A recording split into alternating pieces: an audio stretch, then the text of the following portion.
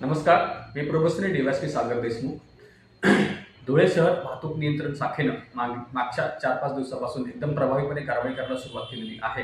त्याचाच एक भाग म्हणून आज धुळे वाहतूक नियंत्रण शाखेनं एकूण 56 सायलेन्सर्स, त्याचबरोबर 20हून जास्त प्रेशर हॉर्न आणि 50हून जास्त फॅन्सी नंबर प्लेट रोलरच्या खाली टाकून नष्ट करण्यात आलेली आहेत.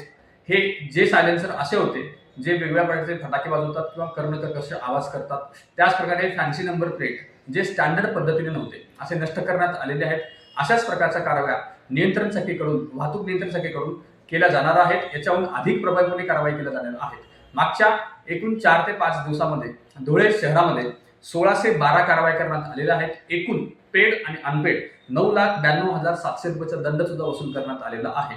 तरी मी धुळेकरांना एक विनंती करतो की वाहतूक नियमांचं पालन करावं. अशाच प्रकारे किंवा याच्याहून अधिक प्रभावीपणे कारवाई केली जाणार आहे. आपलं शहर आपण सेफ ठेवूया. धन्यवाद.